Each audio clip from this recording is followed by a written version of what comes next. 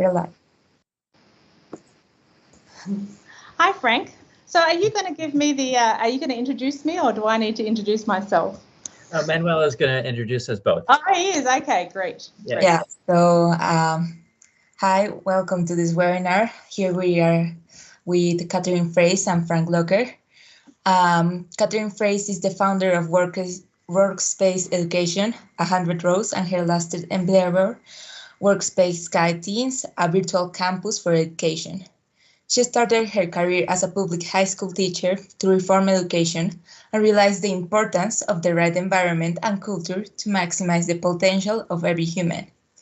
After 3 AMI Montessori certifications and 15 years of project-based homeschooling, she set about to create a low-cost private alternative to traditional school that is adaptable, flexible, and allows for an authentic, personalized education pathway for every child.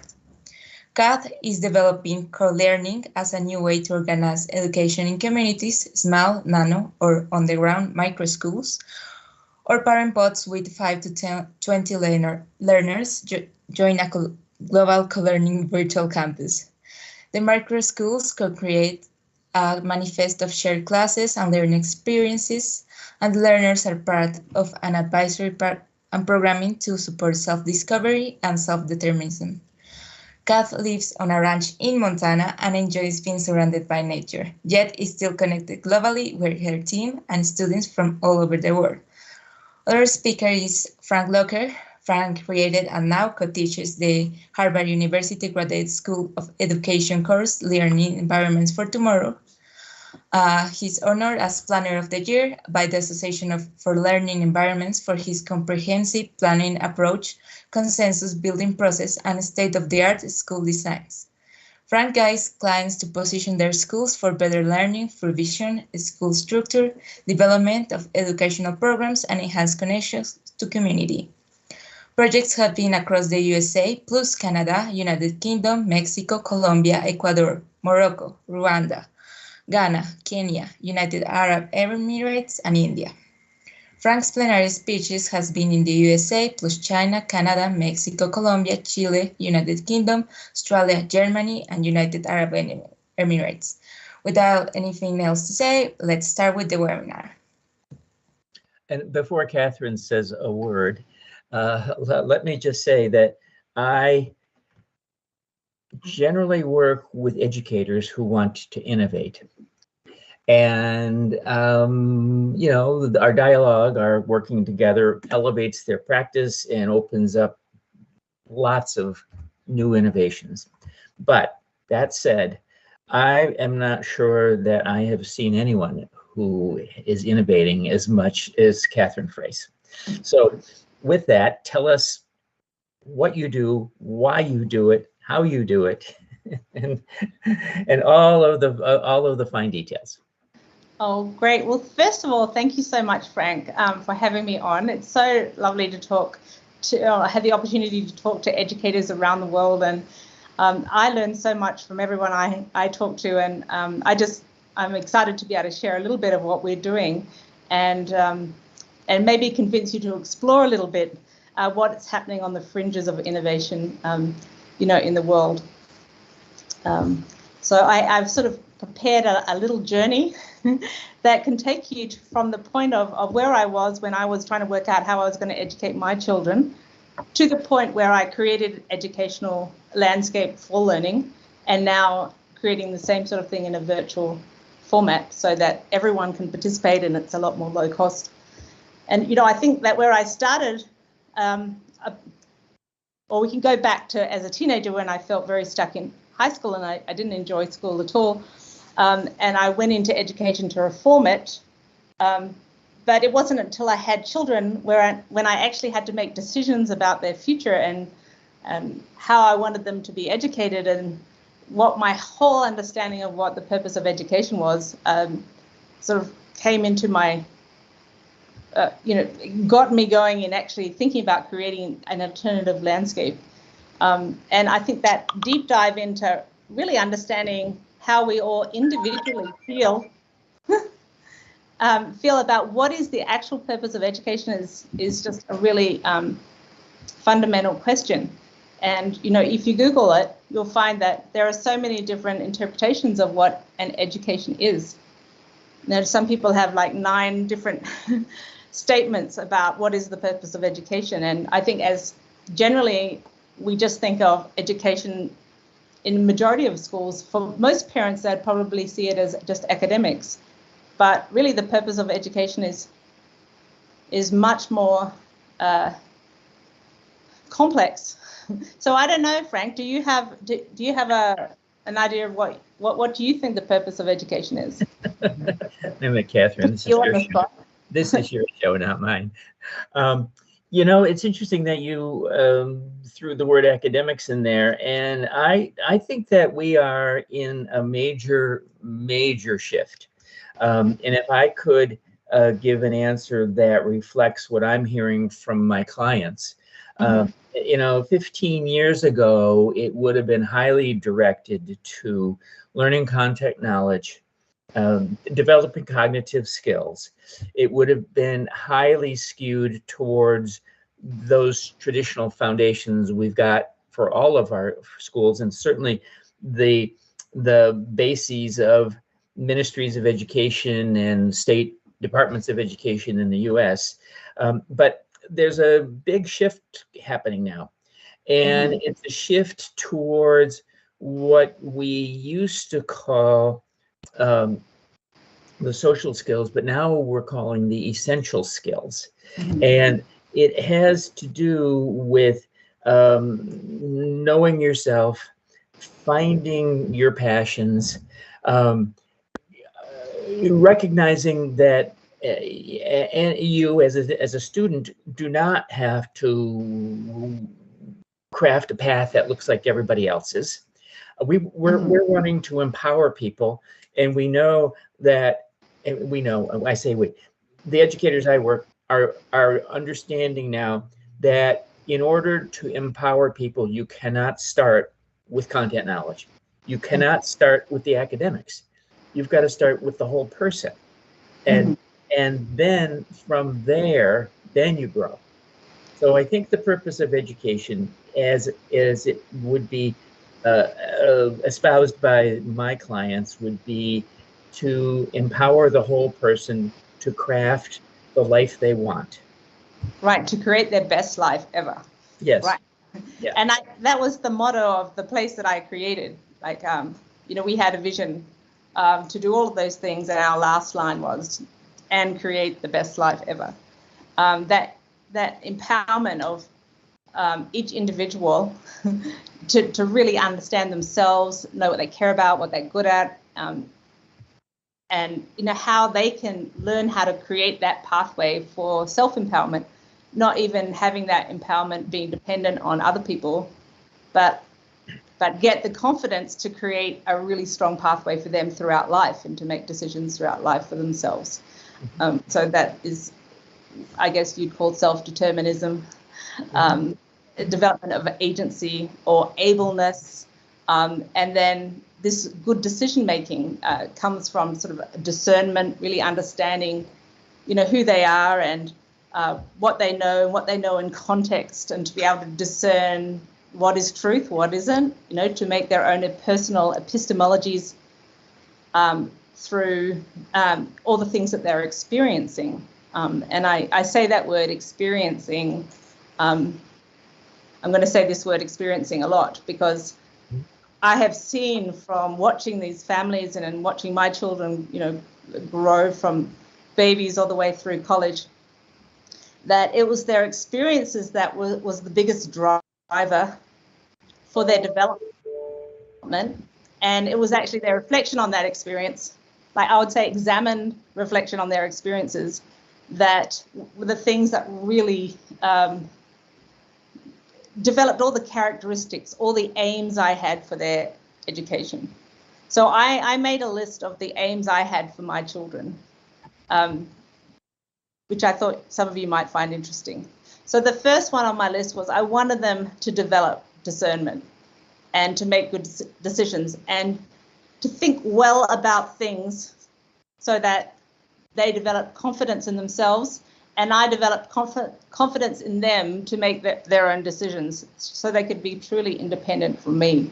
So my aim was by 14, I wanted my children, I've got a son and a daughter, to actually be crafting their own personal, individual educational pathways, and to know why they were doing it, what they were choosing, the context of what they wanted to do in their future. Because I thought that they're the people that know who they are. We only think we know what our children need to be doing. Right?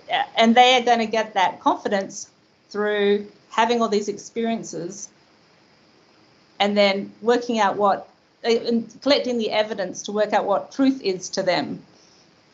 So I wanted children, and my children in particular, to be out in the community having all these different experiences. Frank. Mm-hmm. So as you are speaking, I'm thinking, realizing an irony here. You know, you're talking about the very core of personalizing education. Student-driven learning, student-determined learning. And many teachers have a very hard time with this. They've been taught to teach to the room. They recognize there's normally a bell-shaped curve of abilities within a room, that it's very hard to speak to everyone on that curve equally well. And in fact, what happens is that in most classroom settings, the mid-range is served and the extremes are served, but those quarter points are not served very well. And that's just a statistical thing. But the irony here that I'm thinking about is that you have developed approaches that go well beyond the classroom and that go to virtual learning. And before that, you had a different kind of learning happening in your workplace education. I'm sorry. So how do you get deeper personal learning when you are further away from the learner? In fact, you're not even in the same country as the learner. How does that work? Well, let's just start with what was going on the ground at Workspace. So when we were in a physical location and we had 32 square thousand, I'm not speaking very well today, 32,000 square foot of basically like a giant makerspace. And we had science labs and a black box theater.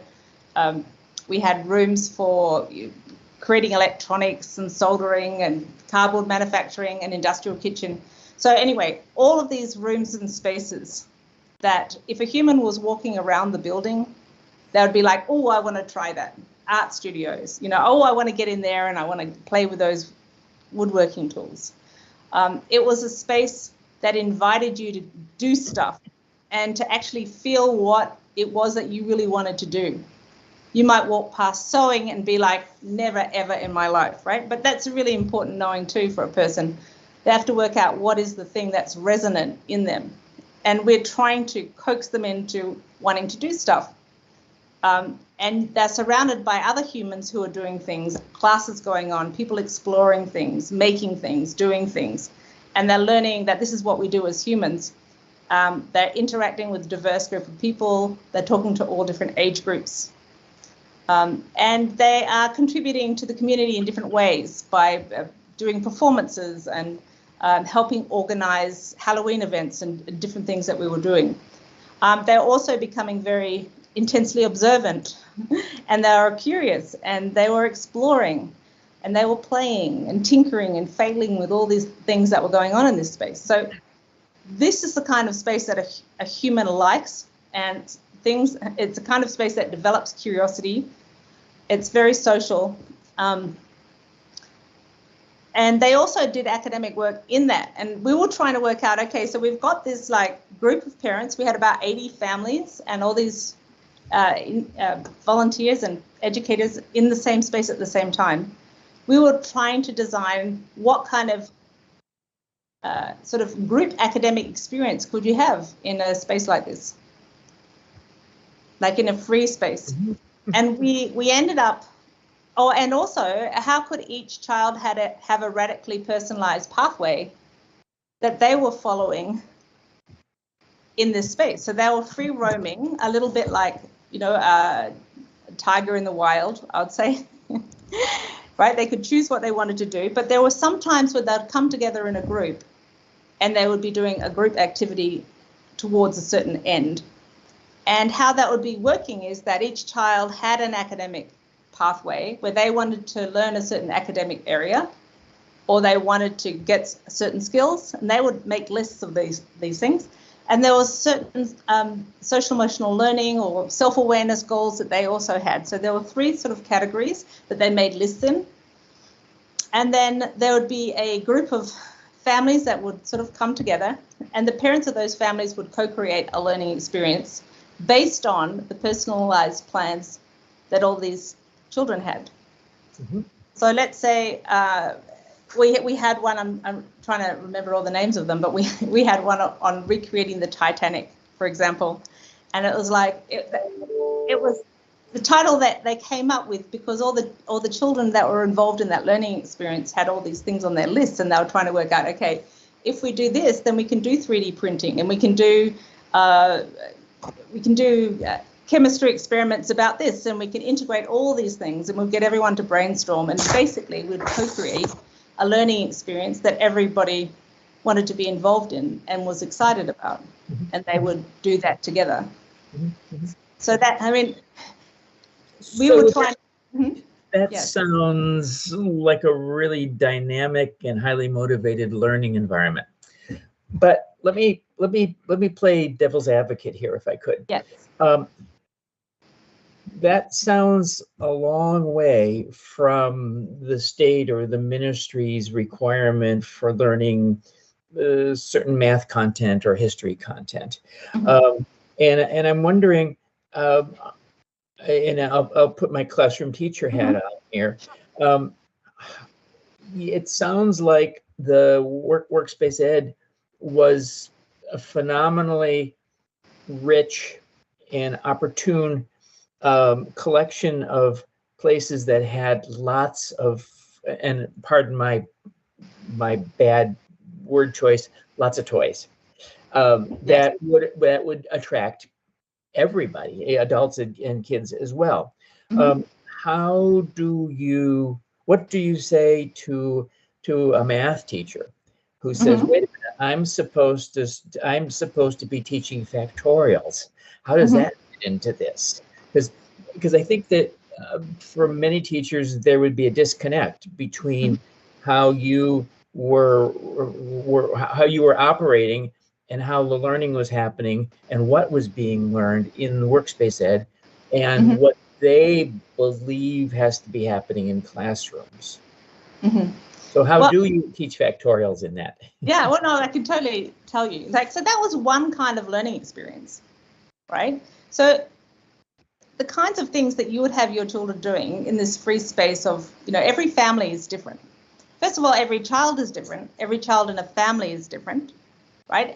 The way that they're wired, what they care about, how they learn, everything, right? Families have different values and what they want to have happen with their children in a space, and some of them want their children to go directly to an Ivy League school, and others just want them to be happy and are happy if they're like just, like butterflies exploring different things. So when I say that we had classes like that, we did. We had a lot of classes like that, but we also had a lot of classes that were very much like what tutoring looked like what small group math classes would look like. Like my son was tutored. He was also in a small group math, like a little math circle. He also did like Acton Academy as a backup, but he had a math curriculum. And there are hundreds of math curriculums out there. And, we typically what we would do is find out what the parents want for that child when they're making their pathway, and we could give them suggestions about what to try. And then they'd go out and the child would, start on a curriculum or some methodology, or get a tutor to work through a certain curriculum with, and then they would, if it wasn't working, they would shift focus, or if they noticed a big hole in their math somewhere, they would work on that until that was mastered. Mm-hmm. And they typically would work towards goals, like it could be an SAT if it's a high school child, but it might just be a state test if the family believed in testing. Mm-hmm. There are so many different ways to get an education, and we could do that. Obviously, we're not in a classroom situation. It's when you have a classroom, of 20 children, that things get difficult, because every child is really different, right? And in order for them to for a teacher to be successful, they really have to get the children to succumb to the script that they've and their plan to get them from this A to B point. Mm-hmm. And when you're trying to do that with 20 people, whether it's you're trying to teach 20 adults how to cook, or whether you're teaching 20 children fractions, it's the same kind of thing. They've got the child has to succumb to the methodology of the teacher. Mm-hmm. To do that. And I don't think that's a problem either. I think children should be in that situation some of the time. It's just shouldn't be the only way that school happens. Mm-hmm. So just to clarify, so Workspace Ed was a quote unquote school. It wasn't a registered school giving diplomas, but it was serving parents and children who were homeschooling, correct? Yes, or people coming out of the school because, for whatever reason, choosing not to send the children to the regular public school or the independent school every day, but rather than to come to work. And so it's really not a 5 day a week. It wasn't a 5 day a week. Well, it was for a couple of families, but you chose when you went there. So if you wanted like 2 days of experiential learning, or just to do the experiential learning part of your school, your home school, you could do that there. Mm-hmm. And you might choose to do a very traditional, homeschooling journey outside of that. My daughter did a very traditional, she did APs and very traditional classes in our online format in different, online schools. And we ended up making a transcript with all the different transcripts that she received from different universities and places she did her high school at. Mm-hmm. But she had time to really explore and have a lot of different learning experiences at Space as well. So, and I keep coming back to and I suppose there's no such thing as a typical teacher, but the teacher who is teaching in a public school or even in an I was one of those. Independent school. Yes, you were one of those, and I have to ask you about your Montessori experience, but. What is there about the Workspace Ed format that you think could be translated into a classroom setting in a regular school? Like, for example, is it conceivable that let's just say a 5th grade teacher who in a public school in any of our states, or even in Colombia, is it conceivable that they could be asking parents for a lot of guidance as to how to teach their child, teach the children of those parents? And I mean, what's remarkable about what you have shared is the degree to which parent participation guides the child's learning. And there's probably a debate, or there would be a debate as to who is best equipped, which adult is best equipped to guide a child's learning. Is it a trained professional who doesn't know the child deeply, maybe knows them really well, and that's going to vary, or is it a non-trained person who knows that child and has known that child for years and years and years before they get to school? Well, for me, like I if you look at it like piano rather than a traditional subject, like obviously, if I wanted to learn piano, I would want someone who was a professional, because I know that I would go there and I wouldn't be I wouldn't be able to teach myself very well.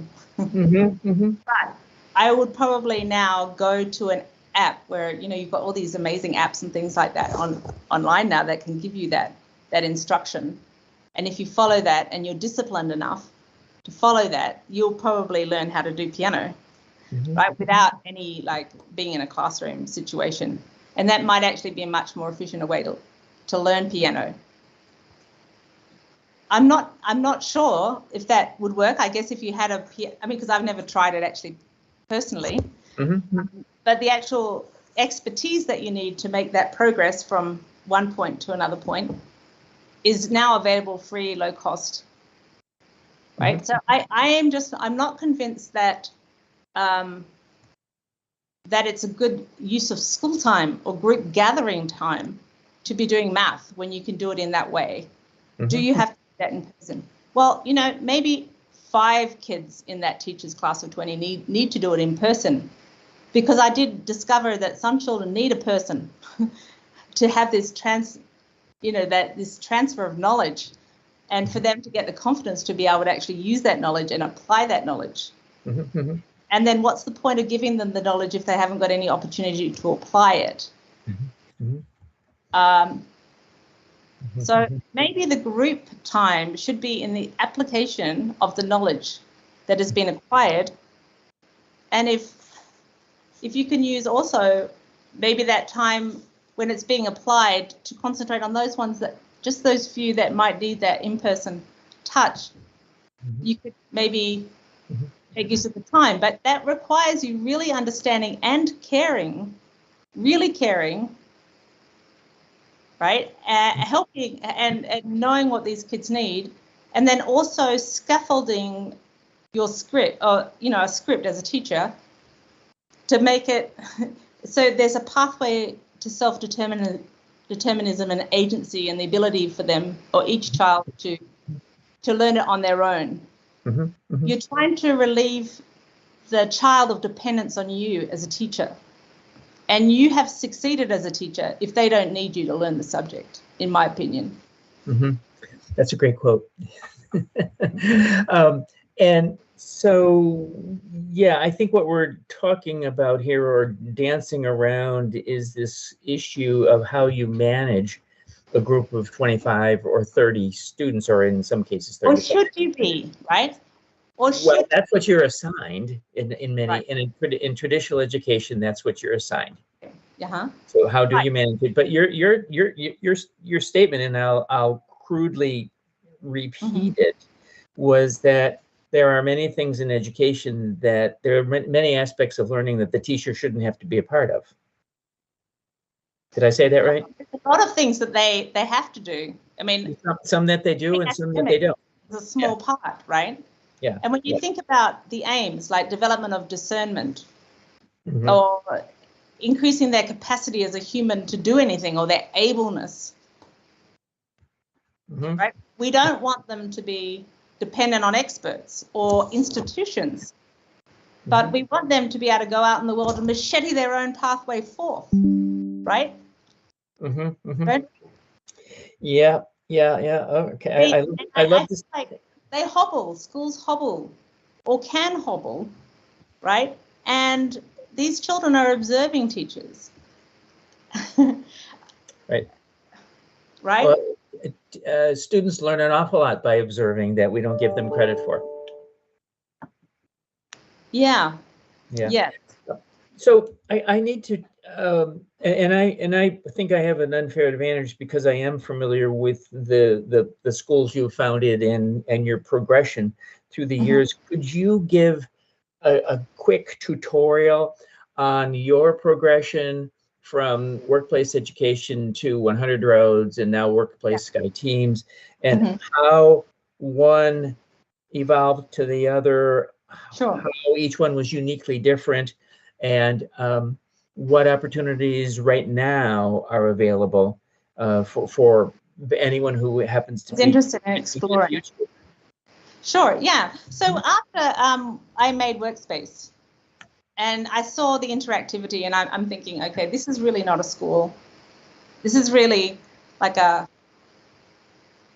it's a way that humans could organize in a town, or it's a group, or it's a container for education, or for educational experiential learning, I should say, that could be easily adapted to any community, and it works. You just need to create the scaffolding.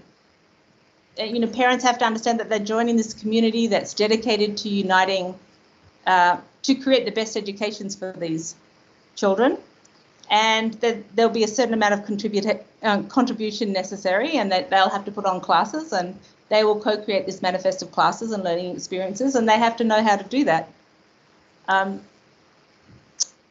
What I did find, though, that we did get a lot of people who wanted to join from quite far away, and there were some things that I thought would have worked better if we had a supplemental, like, in the cloud version of what was going on the ground. Because sometimes a parent was sick, for example, or a child was sick, and then the whole family didn't come in, and that affected many different classes and activities going on, and disappointed their friends and all those things, because they loved that social time. So I thought that maybe they could meet in the cloud, like in a classroom that looked just like their classroom, maybe on the ground. And I started exploring virtual landscapes, or virtual, actual, like a metaverse, like an edgiverse, a place, a building that would be in the cloud that looks like a building, that you go in the front door and there are chairs and tables and whiteboards, and it is like a classroom. And it's always there. So it becomes this persistent space that we open and we close, just like something on the ground. So now people have a place to go to do something together. And then they have these beautiful experiences in that space over and over again. And then they kind of develop attachment to place, which is not as deep yet and not as wonderful as it can be on the ground. But this is an area I feel like we need to really explore, because we can create campuses for education, right? And if you have an idea, or you want to prototype an educational idea, you can create a space virtually first, build your community, explore how that can work, and you can mix it with an on-the-ground space as well. So you've now got 2 locations, much less expensive in the cloud. You can have educators from anywhere, so much less expensive also, typically. And then you can get students from all over the world as well. So now you have this unlimited market. You're not like limited to just those people around you, and you're providing diversity for your cohort as well. Different opinions and ideas from the world. Excuse me. And this then is the transition to 100 Roads? No, well, 100 Roads is my research and development nonprofit, which I started to help people learn how to create a workspace, because they came through and they're like, I'm sold. I want one of these in my town. But I got no idea where to start, because it's not the traditional school structure. And you have to sort of understand and become a student of a human and what they like to do, because you're creating a space that's non-coercive, right? It's not all done based on fear and you have to do this, and people go there because they want to. So you're now working in the field of motivation, and how do you organize so people want to be part of something. So that is really the learning curve I went through. It's learning about how to create space where humans thrive and they want to be, where the learning happens. And you have multiple generations involved, and you have this industrious feeling that's a buzz everywhere, so everybody wants to participate, and creativity sort of bubbles out of the ether. That's what I wanted to create. The memories, the good experiences. Okay, so what does the let's call it the daily experience look like of students learning through the cloud? In the cloud. Okay, so in the cloud it's a little bit different, because we just started off with a pilot, and we've got like 4 different micro schools that have moved in and built their headquarters in our marketplace of ideas. I've designed a whole educational world with 11 centres based on Montessori philosophy, and really the International Baccalaureate sort of areas, discipline areas. And we have a beautiful illustrator who's designed this, and a digital team that has transformed these designs into these worlds with all the different learning spaces. And we have a text that we send out to every student. We're working with teens. Most of our teens are around the 13, 14 age group. We send them a text in the morning with what is going on in the sky. The things that are going on are either our advisory. So our Workspace Sky offer two-hour sessions during or every day. So at 12 noon and at 3 p.m. in the afternoon. Mondays is all about reflection, because reflection is the biggest driver of development. So we talk about all the things that they're doing and where they're going and how they're experiencing everything and what they're discovering. Tuesdays, they have their own advisor, which is a group advisory, and they work on, we're actually doing work habits at the moment. That's the theme of this season. Wednesdays is all about big ideas, and we do everything from social justice. We're doing a series on forests and the state of the international forests. Thursdays is about getting our ideas out into the world, finding mentors, finding apprenticeships, doing projects that are going to help communities, going out and meeting people in your community, exploring, that sort of thing. And then Friday is all authentic self-expression. So this is really sort of like a deep advisory program that helps them design and develop their own educational pathway, and then reflect on what they're doing, moving towards their goals. So that's what we're doing. And then the micro schools have all put in classes as well. Free classes.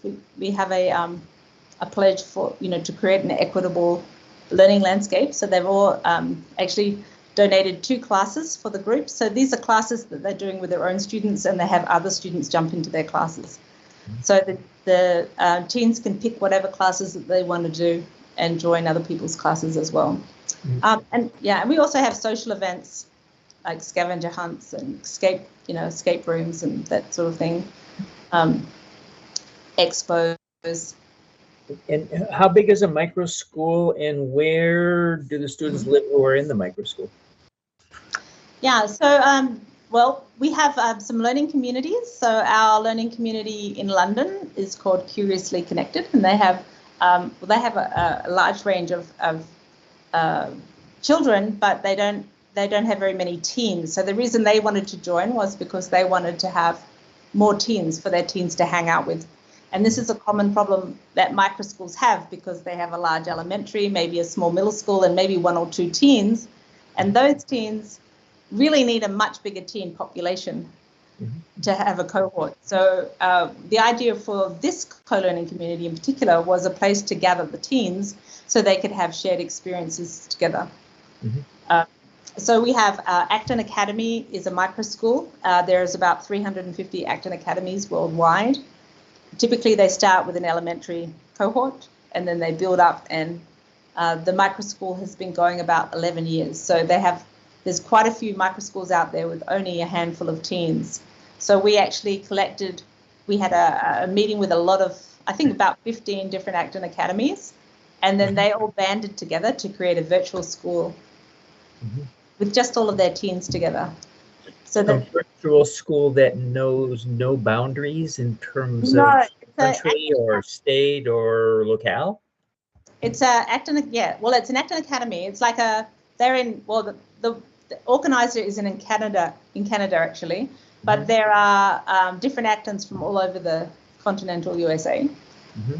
And so now the teens, they do classes together, and they mix with our Workspace Sky teens and teens from other micro schools. But we can have all sorts of different groups move in. We could have world schoolers, for example, and so we're really creating a prototype for bringing in groups of like an educational organization or organizer.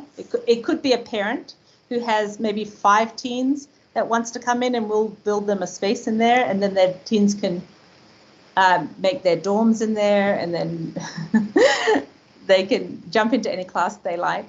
We're actually very open, but in workspace education, it was a family-based co-learning community. So we invited families in, we helped the family create the educational pathways, looked after each child.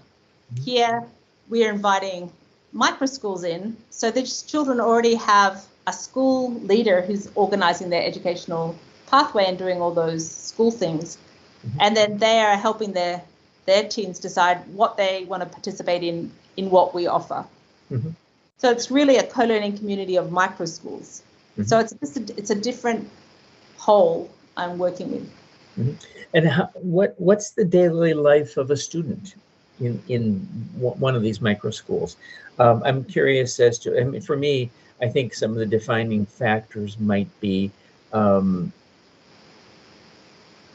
how many minutes or hours per day in direct online communication with another peer, with another person.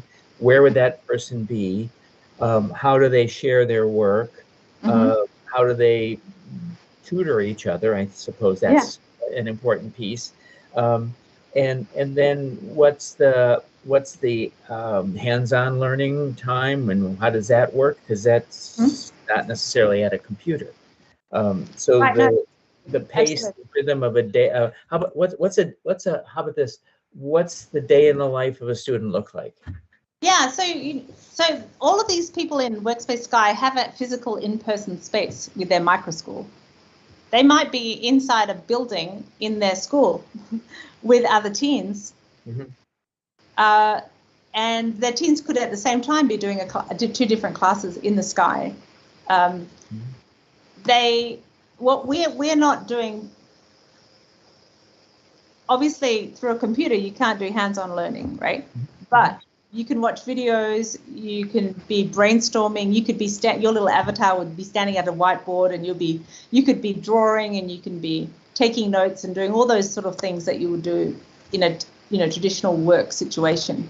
As far as doing things like learning how to use a chisel in a wood shop, right? I mean, I'm sure there's a little computer game where you can do that, but I don't think we're the best place for that. So I wouldn't recommend people do that. The best place to do that would be in a wood shop, right?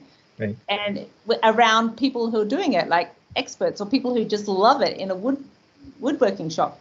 I just don't think you need to be stuck inside of a school building all day, because then you don't have time to go and have these real world experiences. So that's where it gets sticky for me, is when kids are stuck because they are, because their parents have paid a lot of money, or because it's a public school and it's compulsory, or whatever the reason is.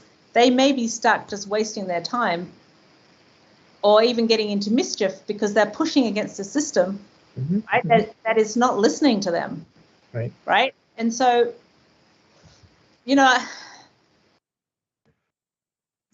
my theory of change here, right, is if everybody upskills and learns a bit more, right? If every child could if there were obstacles were removed so they could actually increase their ableness and their capacity as a human. And if everyone did that, just think of the potential that would unlock globally. Think of how many stuck people there are just playing out other people's scripts, like actors in a person's play that they're not writing. We want these teens to be writing the scripts of their lives. And they learn how to do that by experiencing the world and going out and doing stuff. And I think schools sort of sequester them in a space where they're not really doing stuff because they have to just do the reading and the writing, or they have to be sitting in the chair doing these kinds of things, which is great for 15% of the population whose brains are wired and love doing that. But you're actually disabling, a really large sector of the population. And that means all their potential is not being realized. They don't learn their potential, right? You want them to learn their potential. And if it's not going to be in the classroom, where are they going to learn that potential? So for me, it's out in the community doing stuff. Just doing stuff. Doesn't have to be any more complicated than that. You're going to fairs where they see artisans making jewelry and getting their hands dirty, trying to, dig a hole that will help. I don't know. I just dropped it. my water bottle, digging a hole that will help the community get better water for, for a family down the road, or anything. It doesn't matter. They need to see humans in action, and they need to be doing something where they get a feeling that they're contributing to something that's important. And that's, and then they're like, well, I really like the feeling. I felt good about myself doing that. And I was good. They valued me. I worked really hard for that, right? And I want them to have those experiences over and over, and they don't get that kind of stuff in school. It's not valued in school. Is it possible that a school district or an individual school might embrace workspace Sky teams and make it a part of school? Or is your sense about it that the bureaucracy and the traditions are so difficult to break? Or that you don't need them? No, it's not that, like any school can do what I'm doing to recreate their school, even in a make a virtual campus or expand, right? It's really a mindset and a culture, and wanting to listen to the child to begin with. The biggest hurdles we have is this is a very administrative, the system, the institution is the most important thing, that everybody follows the rules of that system. And then, of course, the teachers, who have huge hearts. I know it. I was a teacher too, but it's not set up so you can actually unlock the potential of a child to a large extent, right? And I'm sure, because of that, there's lots of behavioural issues that have to be constantly addressed. And there's a lot of trauma in society, and there's a lot of change going on, and the whole system, I think even can be quite harmful for a lot of children. So maybe some school, I think schools should look at their populations, to be honest, and just really work out who is this working for and who really wants to participate in this way. And then look at the rest of the population and then think, okay, what can we put into our school that would really solve for this? And is there another way to look at the actual standards and what they're, and how relevant those standards are for that particular cohort? There needs to be more psychology support. So it's done in a way that will unlock the potential of these children, not trying to force them through these rules, thinking, okay, well, as long as they get into that school, they're going to be okay. But, I see a lot of kids who get into college and it's not okay, right? Because they're not prepared at all for it. Well, psychologically, it's not what they want to do, or they're not in the right program, or they haven't learned to really understand what they need, right? Where are they going to do that exploration? Yeah. As you're talking about this, I keep coming back to to your background, your Montessori background. So how, and you were a Montessori teacher for a number of years, and I think Montessori is one of the better known of even though it's 125 years old, of an innovative learning program. How has your Montessori training and your Montessori teaching informed what you're doing right now? Well, it definitely gave me a rudder.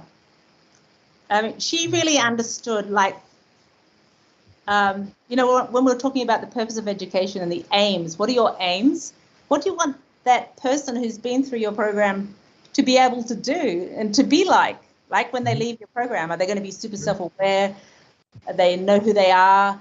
They know what they want to do. They're able to do it. They can carve their own pathway, right? She was setting children up from 2.9. I guess she started earlier than that. She has got an infant program as well. But she started setting them up to become agents of change in the world for good, because they were really listened to, because they were able to continually make decisions from from 2, they were making decisions about how they're going to act, what they're going to do next. They're going to choose it, and then they were going to do the thing and then put it away. And everything that they were doing was developing their ableness, right? Their capacity as a human. And she also did something really amazing, which is she taught them systems thinking from a very young age, starting with the whole and then going down into the details, which I think most pedagogies, well, the one I had growing up, I should say, started with just, you always start with fragment of what you're learning about, and then you might learn a little bit more about that fragment, but that fragment hasn't got a place in your big overall concept of knowledge. And Montessori always started with the biggest picture and really helped the children learn perspective, to be able to stand really far back from a situation to see the whole, right? And then to dive into the bit that they were interested in and explore that and integrate that knowledge into themselves. And I think it really develops, their ability to think about things and to make good decisions. She was an incredibly brilliant person, incredible. A scientist, an observer, and someone that we should pay attention to. Great answer. I love the part where you referenced agents of change for good. Right. Bringing in that human value part of it, and the need to constantly be changing, or constantly be improving, or constantly be prodding, or constantly be questioning, which is a different attitude on life than we often see in schools. Look, she mastered the art of a little individual person, a little essence, be free roaming in a large group. Like, she wanted up to 50 young children, as young as 3, right, in these groups, all acting independently, learning their thing, right, because they knew what they were doing, and she wanted the teacher to be invisible. And it was the materials, right, and them being in community and bound in this, they're in a community. She taught children how to operate independently in a community, which is really rare. And the value of community. And I think that's what we, if you want people to be civically minded, they have to care about other people and how what they're doing also affects other people, but still have the agency to do their own work alongside everyone else. It's a subtle thing, but when you go into a Montessori classroom, a highly functioning Montessori classroom, it's a time seems like it stops, and there's something very magical. It's like the field is being held, and this is happening. It's a really amazing thing to witness. Yep. All sounds good. And we're going to run out of time in just a few minutes, but let's just keep talking until, here we are. How are we doing on time? I think that we have like 5 minutes left. Okay. Do you want us to keep on going, or did you want to do some wrap up? I actually wanted to ask a question. Oh, go for it. Absolutely. Kat, I heard you talk about all this, that what you've been doing. I find it really interesting.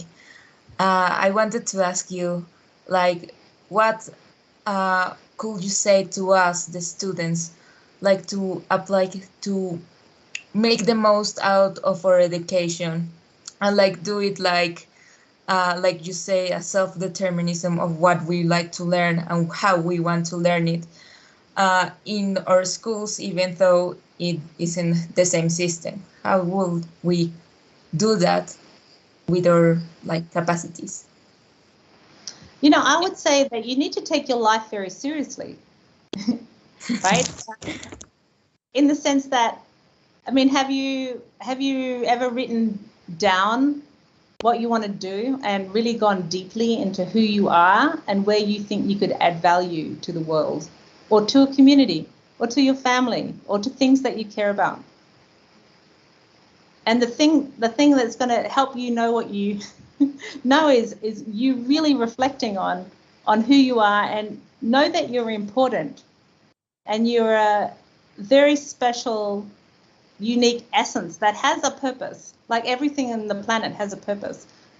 Every leaf has a purpose. You have a purpose, and you can make magic, right? You can make people's lives so much better by just you being in it and your light, right? And your light, right? So these are gifts that you have, right? Work on those gifts and work out how you can contribute and add value in everything around you. Right? And then everything else will just come by itself. Thank you. It's a really good advice. I think that the ones that are listening or will listen this conference later on will be benefit of that. As a student, I think it's a valuable lesson. Well, you're not going to cut us off, are you? Huh? You're not going to cut us off, are you? We have, no. We have just a couple more minutes, because I would love to draw Kath out on this question of purpose. Yeah. Our theme for this Revolution in Education Congress is schools of purpose. And you didn't start answering Mariella's question by talking about purpose, but you worked your way into it. And you said everyone has purpose, everything has purpose, a leaf has purpose. Could you elaborate a little more on how you see purpose and finding one's purpose, how that should pervade our learning, how that should inform our schools? So going full circle here, that you find your purpose through experiencing life and working out what resonates with you. And for whatever reason, you're going to really care about something. And sometimes you have to discover that. It might not be apparent to you. You might actually have a role that you're playing in the world. You might be a networker. You might be, a really good explainer of things, right? And you might be a very valuable piece of a working group that is trying to manifest something in the world. So we always think about, when I grow up, I want to be a firefighter, or I need a trade, or I need something like that, rather than looking at how we can contribute and add value. So think about the role you want to play, and that is and get the skills in that. And that role you'll probably play no matter what job you have. Like you'll probably, if you're a networker now, you'll probably always be a networker. Or if you're a writer now, people will always be looking at you to write things because you're really good at it. And you're developing this talent that people are going to really value, and that will be the core of you feeling good about yourself because you're adding value. People are going to want you, and you're going to get that feeling of belonging. And, gravitate to the people that share your love of something, and do purposeful work with them. Work out a way that you can add value to a nonprofit or to the world in your unique way. And remember that you are very unique, right? You're not replaceable. You have a unique set of gifts, right? And you're valuable, and we need more of you. We need people to awaken to their gifts, and you need to see your potential, as does every child. And if we all did, right, the earth would be brighter than the sun. So I feel like I'm the moderator now. I'm going to turn this around to Mariella. How does that sound? How does that sound? If you want. Do you want to continue or? Oh, well, I think we need to honor the expectations of our time frame mostly, but Catherine's notion about finding your purpose, and for you now, and you are at what year level at school? I'm almost in my second to last year at high school. Okay. I'm almost finishing. Okay. And trying to find what I want to do for the rest of my lives. It's been a process, but I'm trying to enjoy school as much, finding the purpose of it all. And that. Mm-hmm.